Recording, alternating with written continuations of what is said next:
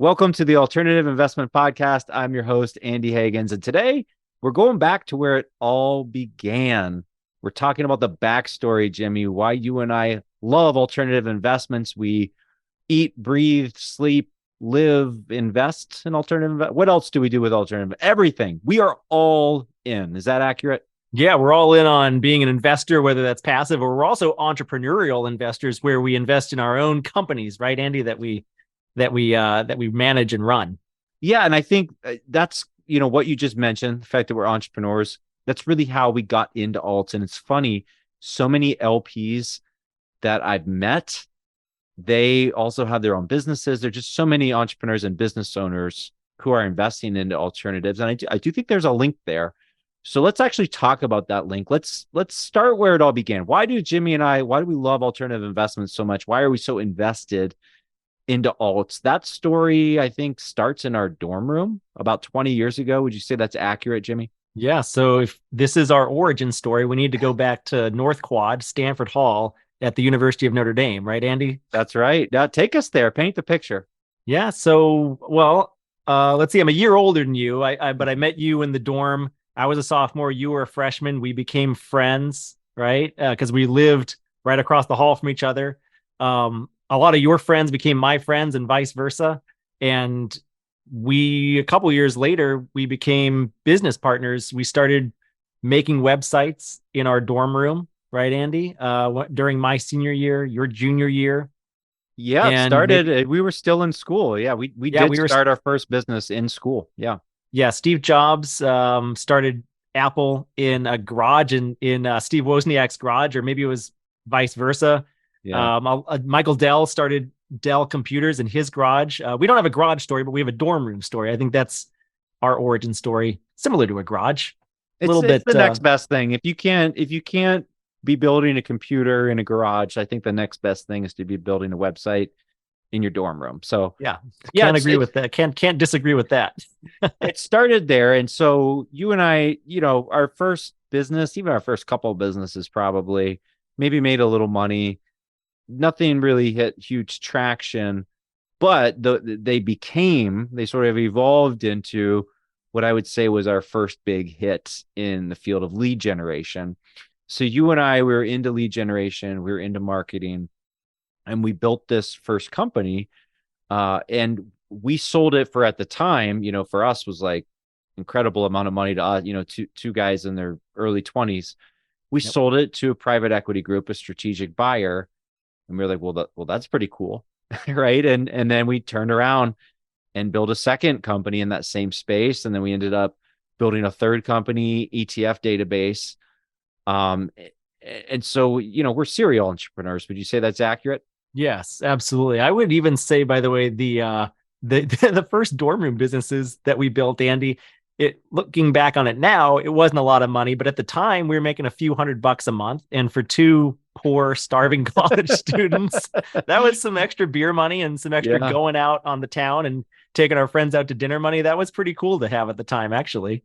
Yeah, that's a good point. That's a good point. I mean, so there's a lesson there. It doesn't matter how small you start, right? The point is to get started. So we Well, and started. it gave us a taste too, and it's like this is fun. This is fun. We're making some extra money. We're kind of in control of things. And again, you're right. It wasn't a lot of money, absolutely speaking, but relatively speaking, for us at the time, it was fun, and it was a pretty good chunk of change we were making. Yeah, for a couple college kids, Yeah, no, for a no couple of doubt. college kids, wasn't bad. So you and I, so we basically been business partners for 20 years, Yep. or maybe 19, but we'll call it Well, 20. we're rounding up to 20, sure. Yeah, we'll round it up, and then our next kind of big hit was ETF database, which I have to give credit to Michael Johnston, who's another one of our current business partners, who was the primary guy there. But you and I built that company with him. We ended up selling ETF database, and by the way, at its peak, I think it was arguably or maybe inarguably the largest independent media covering exchange traded funds in the United States. So that's pretty cool that we built that. We sold it to a strategic buyer, which later evolved, merged, evolved, exited, is now kind of part of Vetify, which is a huge, very successful, awesome company. Um, but in all of that journey, and I don't regret any of it, by the way, but through those transactions, we built these businesses and we sold them. And in hindsight, several years later, I realized, wow, the private equity buyers in those transactions, they did very, very well on those deals, right? Like as a seller, when you're an entrepreneur, you build a business, a lot of times consciously or not, you're driving towards that liquidity event. Would you say that's fair, Jimmy? I think that's fair, especially I don't know about everybody, but anecdotally speaking, Andy, like for me, for you, and for Michael, like the three of us, we were in our mid to late 20s when we had some of those exits. And when we exited ETF database, Mm-hmm. it kind of depends how much cash do you have in the bank account, right? Are you cash poor? Will this type of liquidity event materially change your life? And Yeah. some of these exits that we had in our 20s, they did materially change my life, at least, and I think yours and Michael's as well. As we get a little bit older now, entering our 30s, and I just hit 40 last year, Andy, we look back and we think, boy, maybe we shouldn't have done that at the time. Again, I don't know if it's regret, and I don't think I do have regret. I'm actually not saying we shouldn't have done that, but I kind of see things from the other side of the transaction. As the buyer, as the private equity buyer, they really did have a pretty good outcome there. We did too, because we were cash poor at the time, and now we're not. But they were able to grow those companies even further. And as you mentioned, the case of ETF database, it got rolled up a couple more times. Illyrian ended up buying it, a large index provider, and they rebranded recently as Vetify. It sure would be nice to. Actually, I should point out that I am, at least, and I think you are too, Andy. We do still own a very, very small minority interest in Vetify. You gotta let that stock ride, right? The Yeah, but private stock it'd be gotta ride. nice to own much more of it, of course, at this point in time. But yeah, you can't have regrets about exiting a little bit early, Well, maybe. that's the thing, because you're, as an entrepreneur, your net worth, it's illiquid, Hmm. and it's very it's non-diversified. It's I mean, very concentrated, right? It's like yes. you're not just working 40, 50, 60 hours a week at this one place. You're not investing just your time, but all of your capital is tied up there as well. And it's illiquid. You can't, it's hard to extract it. And we had some cash flow coming in on all three of these companies that you mentioned. So we were cutting ourselves a salary. We were taking some partner distributions quarterly or semi-annually at but least. but it's but it's not the same as just It's not the a same big as a big getting a big sexy windfall. liquidity event. Yeah, and then we ended up building a fourth company, and we essentially built all of these and sold them all to private equity or to strategic buyers who are backed by private equity. And again, no regrets, but you can kind of look back at it in hindsight, where you sell a company, essentially for 7x or 10x EBITDA or whatever, 7 or 10x earnings. The private equity buyers are buy that company, and then they may have other resources or strategies or whatever, and they can grow it from there. But you, as the entrepreneur, you say, okay, I have my liquidity, right? You do whatever you do. You might, go buy a house, but then you say, okay, what do you do with that liquidity? You don't just keep it in a savings account. If you do that very long, you're going to lose a ton of value in real terms, right? So you have to invest it. And if you invest it in liquid, ETFs, mutual funds, index funds, bond funds, those types of things, you quickly realize, wow, the yield on these is very, very low. So, like, I may have just sold my private company at 7 or 10x. Now I'm going to go take that money and go invest in an index fund that's essentially, well, in terms 20 or of 25x. exactly, in Yeah. terms of dividend yield, it might be 50x, but in terms of earnings yield, sure, Yeah, I'm let's looking call at it. if you're looking at a PE ratio of like the broad S&P 500, you're not buying it for 7 or 10x. You're buying it for, I don't know what it is currently. It's got to be like 20 to 30, somewhere in that range, I'm guessing. Yeah, so that's I mean, we call it the illiquidity premium to kind of put a positive spin on it, but I would almost call it the liquidity penalty, right? So you want to exit this business you've built and invest it in more liquid, normal typical investments.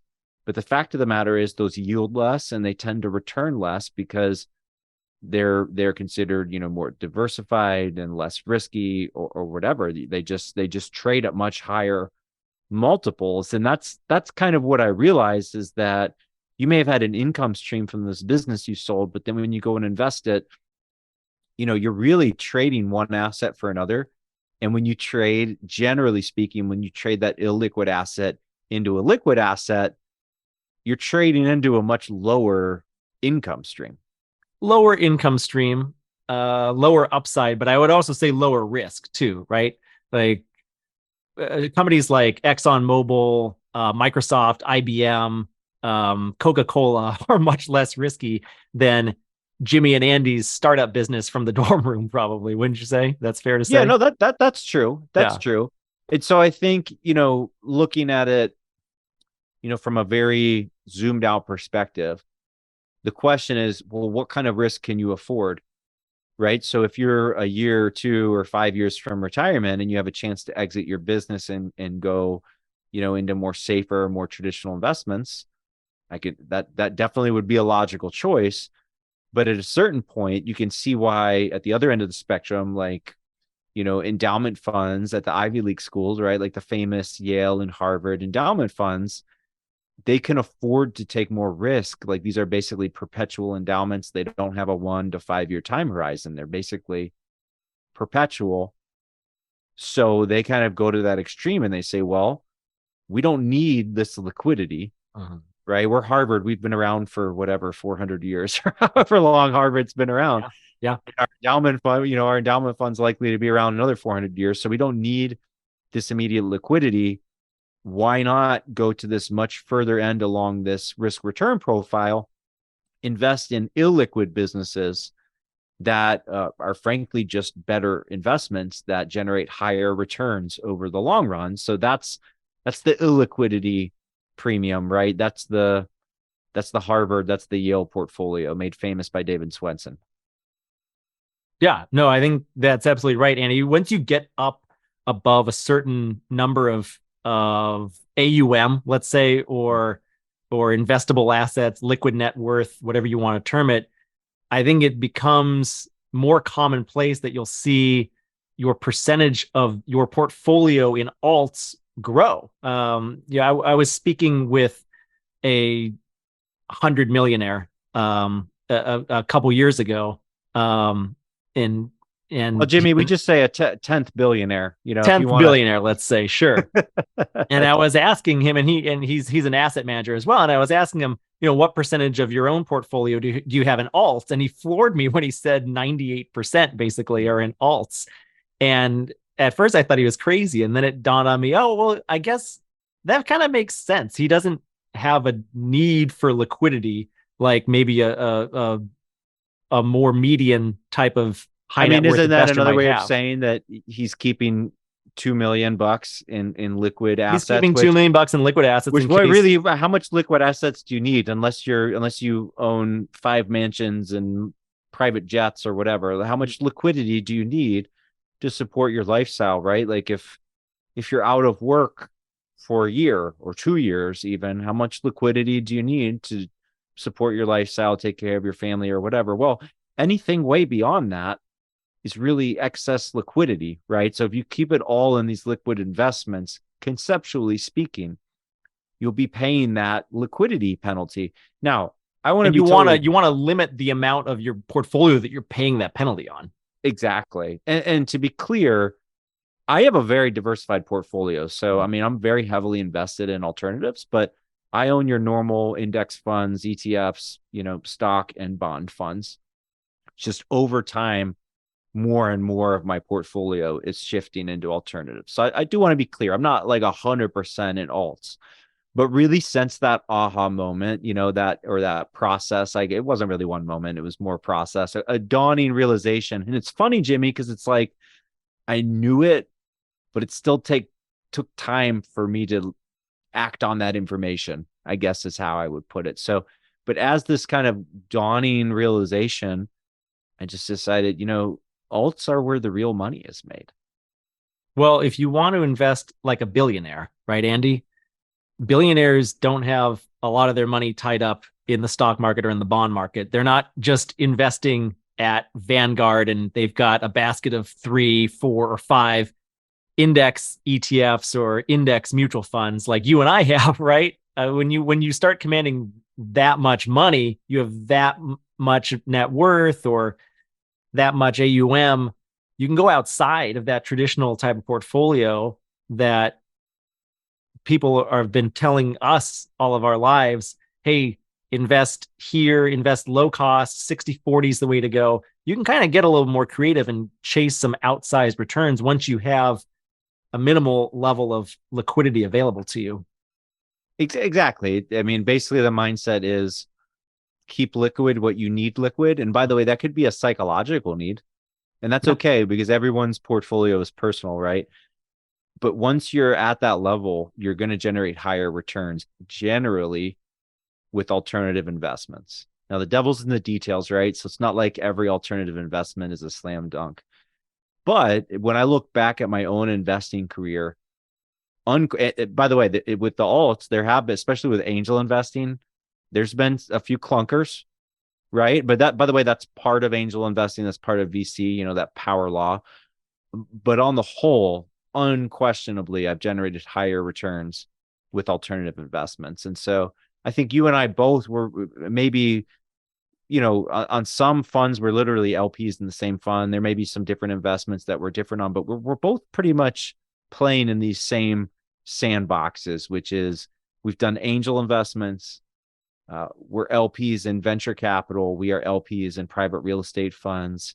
And then we also do private equity. And when I use private equity, I use that in a very broad sense, because that can mean a couple different things. And honestly, somebody asked me what my favorite was, and like I guess I might say private equity, but Jimmy, I honestly love it all. Like I really do love it all. I do too. And yeah, I think I am a lot like you, Andy. And, I've actually really kind of always liked investing ever since I started first building up my bank account in college and right after college, figuring out where to put my money. Actually, I was kind of a boring investor when I first started, Andy. I remember interest Yep. rates on CDs in the mid 2000s were paying like 5 or 6%. So I had a lot of my money just in CDs for a while, which helped cushion the blow of the financial crisis of 08, 09. I missed a lot of that, or 07, 08, 09, I guess I should say. But like you, Andy, I do have a lot of my net worth in liquid assets at my brokerage account. I use Vanguard. I've got a portfolio of, I think, 4 or 5 different index mutual funds. Pretty boring, plain vanilla type funds, investing in the broad stock market, broad bonds. I'd have to take a look and see what the others are. But I have started peeling off a little bit more here and there over the last few years, investing in different private equity real estate funds, opportunity zone funds specifically, with a couple of capital gain events that I've had in the last couple of years, and some venture capital funds. We've done a little bit of angel investing, you and I, Andy, over the years. Some hits, some failures. That's okay. That's all part of the process.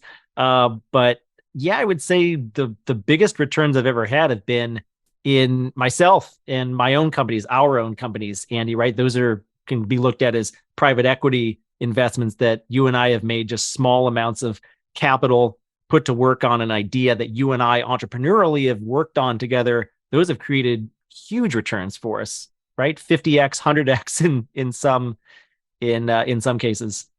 Yeah, and I think, with private equity, so here's the interesting thing with private equity. And by the way, you're right that a lot of our successes have been that very actively managed, you basically call it a startup, I would Yeah. say, at a certain point. But I've also had some success with private equity where I'm more passive, Mm-hmm. where I'm an LP.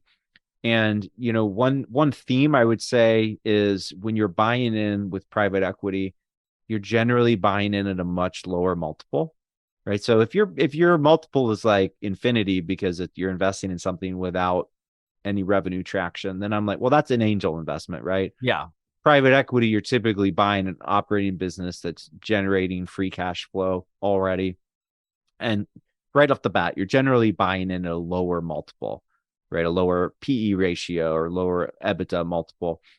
And then the idea is, with one investment I made, I was a passive investor. I was an LP, but I offered a little bit of strategic, value to them. And just like a tiny bit of strategic value was able to enhance their trajectory a little bit. But even aside from that, they already just had a good growth path. And that investment for me, it's been almost entirely passive. It's been very, very successful. And that investment, the one that I'm thinking of in particular, it really demonstrates the point to me. There's generally more alpha in alternative investments, but there's also this other side of portfolio diversification and almost locking up your money in a business, in an illiquid business, versus having it in the stock market, which can kind of feel very ethereal, or like you're at a casino or something. Do you know what I mean, Jimmy? Yeah, you turn on the TV and you can see the values of all of your investments scroll by on the bottom of the TV screen throughout the course of the day. If Right. all of your investments are liquid in some sort of brokerage account, if all you own are stocks or bonds, you're going to always know Mhm. exactly how much your assets are worth, which can be a good thing, but it could also be a bad thing. I mean, imagine if you pulled into the driveway of your house and there was a big number above your house that was changing in real time No, I don't think every it's a day. good thing and a bad thing, Jimmy. I think Yeah. it's pretty much just a bad thing. I mean, like what you just described about, Psychologically, behaviorally. Yeah, yeah. Andy, it's funny actually. I was just doing a podcast with DJ Van Kuren, our family office real estate institute friend, earlier this morning, and we brought up this very point.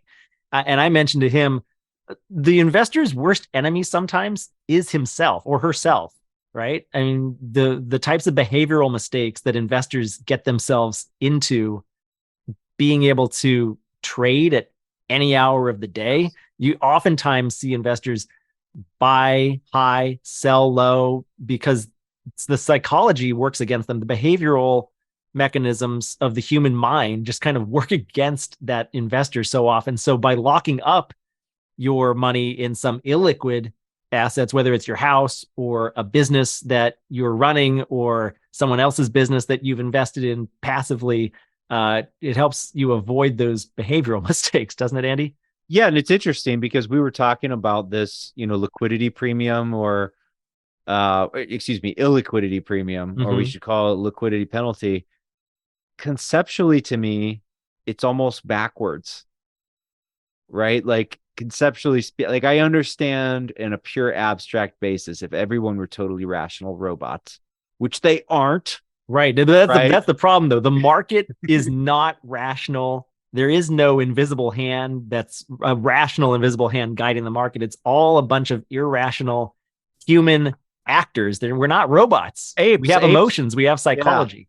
apes like you and me, Jimmy, Exactly. and Exactly. but back to this illiquidity premium, it's almost like you should get a liquidity premium because by going into all these liquid investments, it's like you're playing with fire. You're investing in something that is more likely to bring out the worst in your behavior.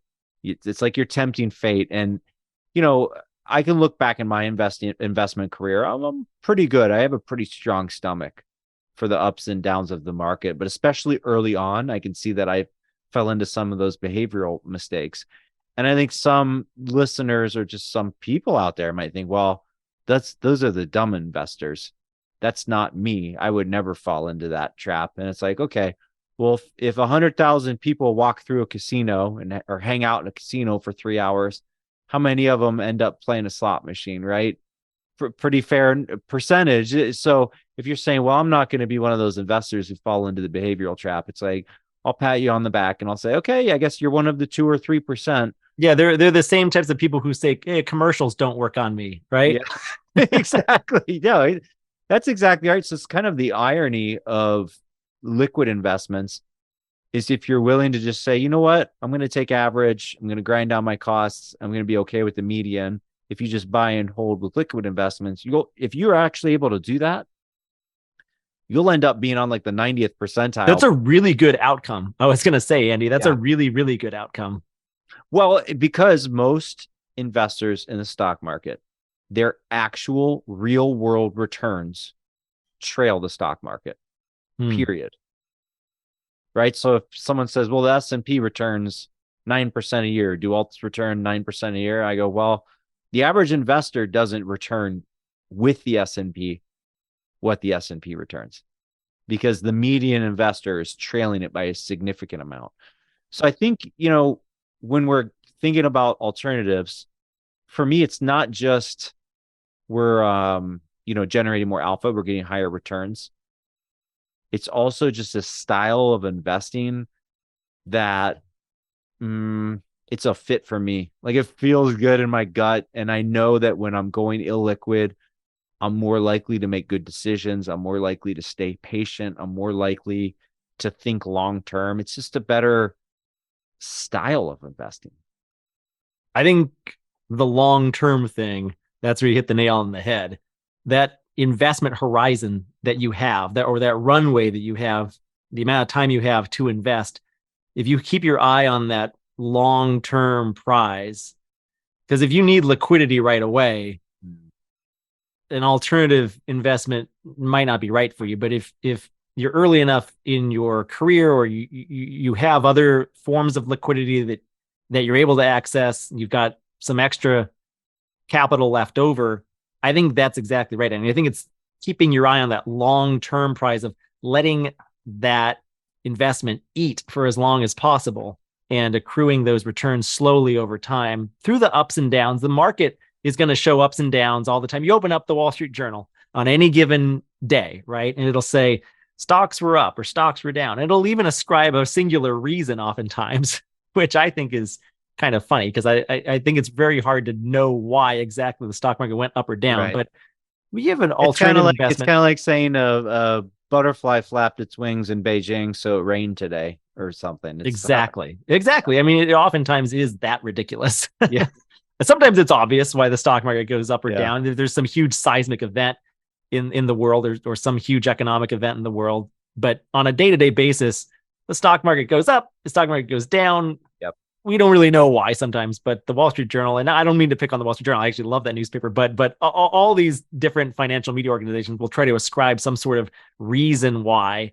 But with alts, with illiquid investments, you're not bothered by the volatility day to day. It's not even matter. It's immaterial. And it's actually impossible to track with alts, which, as you point out, Andy, psychologically, behaviorally speaking, probably a good thing. Yeah. And, so we talked about the benefits of alts so far, more alpha, higher returns. But I think now we're really honing in on the second big benefit, which is diversification. Yeah. And you've talked a lot about, the behavioral traps and sort of, sleeping more soundly, thinking long-term. I think the other side of it is if you look at the research, the academic research, from a mathematical standpoint, alternatives tend to be less volatile, or at least in the context of an overall portfolio, they lower that overall portfolio volatility. But I think part of that might just be that they're not marked to market every day, like stocks are, right? But at the end of the day, once a year or a couple times a year. At the end of the day, what does it matter, right? If it's helping investors achieve better outcomes, if they're literally not able to sell during a flash crash or whatever, then that's improving investor outcomes. So, those are two really big benefits. The third one that I do want to talk about, it's not quite as fun because everything we talked about, so like talking about and making investments in venture capital. I'm sorry, Jamie, that's just fun. Right? Like you feel like like I'm somebody, I'm investing in venture capital, or I'm investing in private real estate, or I'm investing in private equity. That's fun. The third thing here, tax benefits. That's a huge part of investing in alternatives. And it's funny because I always talk about triple net returns, right? So it doesn't matter what an investor theoretically grosses as gross returns. You have to factor in inflation, fees, and taxes to find out their real returns, their actual real life returns in their portfolio. Taxes are just the least exciting thing. And it's like, if I build a portfolio that generates an additional 100 basis points of alpha because I'm an investing genius, I get so many utils from that, right? I'm just like drowning in utils. But if I earn that same 100 basis points in triple net returns with tax mitigation strategies, it's kind of like, that's okay, I guess. I don't know, man. You and I are different there. I like the tax mitigation strategies. That to me, they're exciting. I get utils from taking advantage of a tax incentive here or a tax policy there, or whatever you want to call it. I get a rush from that stuff, man. I don't know. All right. Well, Maybe that's where you and I differ. well, that's fair. And let's talk about some of these tax advantages, right? So first, with oil and gas, and I mean, with investing in energy investments, some of these have enormous tax deductions. So they're very attractive to investors who have a very high current income and are looking to, lower some of their current year taxable income. So big upfront deductions with energy investments, but a lot of other alternatives have huge tax benefits as well. Obviously, real estate. Let's talk about real estate, Jimmy. What are the tax benefits of real estate? Well, I want to go back to oil and gas because you glossed over. I think depletion is the word you're looking for there. A depletion allowance, something like that. I forget exactly what it's called, but as an oil well is actually like physically depleted, you get to write that off. But yeah, moving on to real estate, depreciation is a huge one, right? Mm-hmm. You get to depreciate the value of the building. And then if you want to get really sophisticated, you can do a cost segregation study.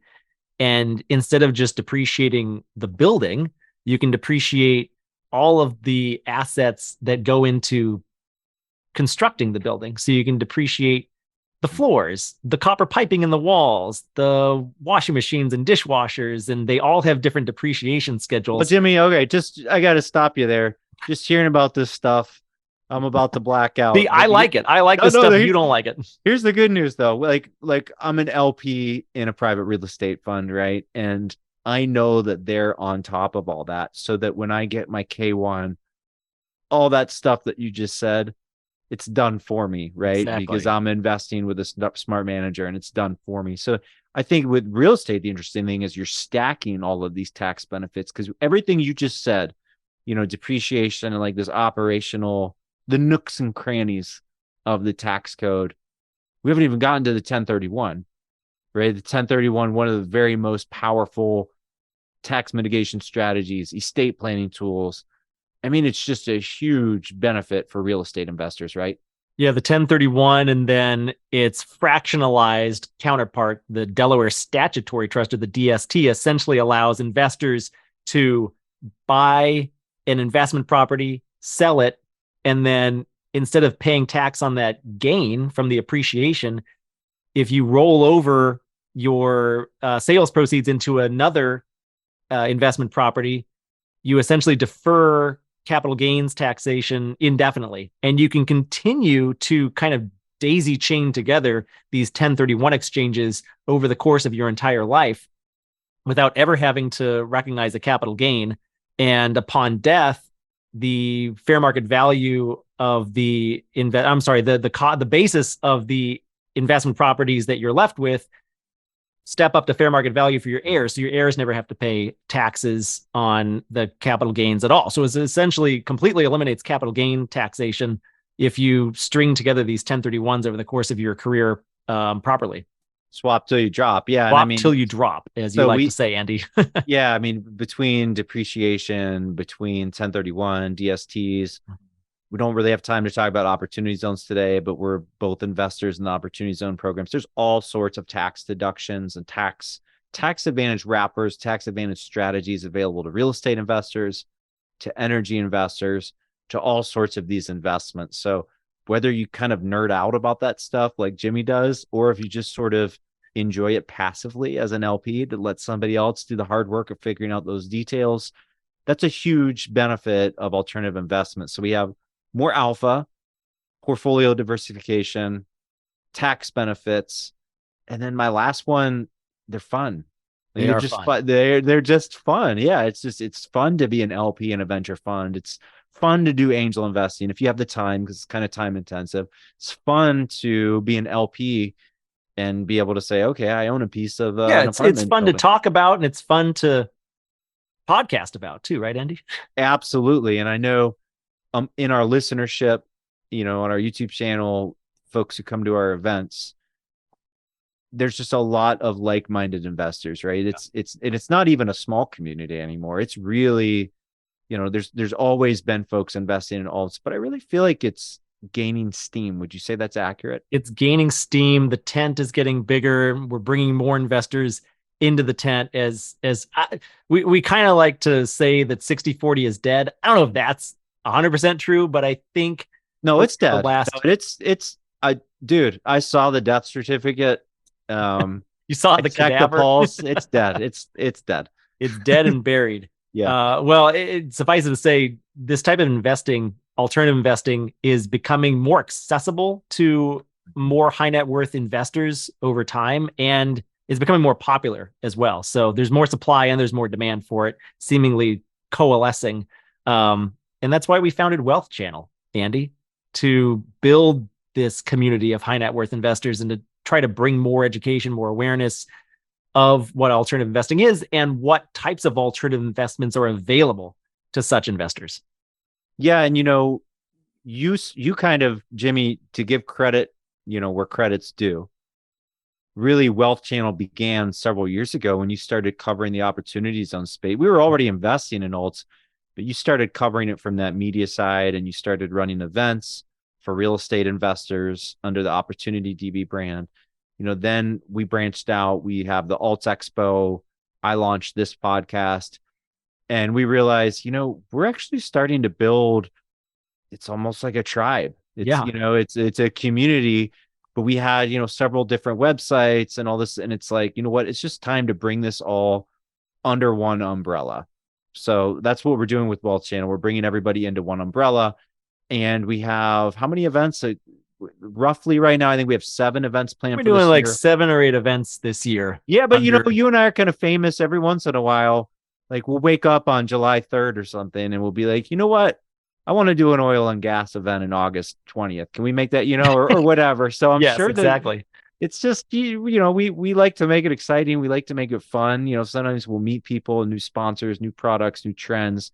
And so we like to kind of keep it fun. And I have to say, it's really that community that we're building that I think is the key that makes the whole thing run and gel.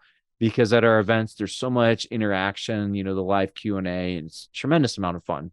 That was our big aha moment. I think we had a few months ago, Andy, was, wait a second, we're not just putting education out there into the ether. We're actually building a community. We have tens of thousands of followers across platforms on our email lists, on our YouTube account and our LinkedIn accounts. And there's a lot of people that look to us as experts, as curators of all of this knowledge. And it really has kind of become a community of high net worth investors for sure.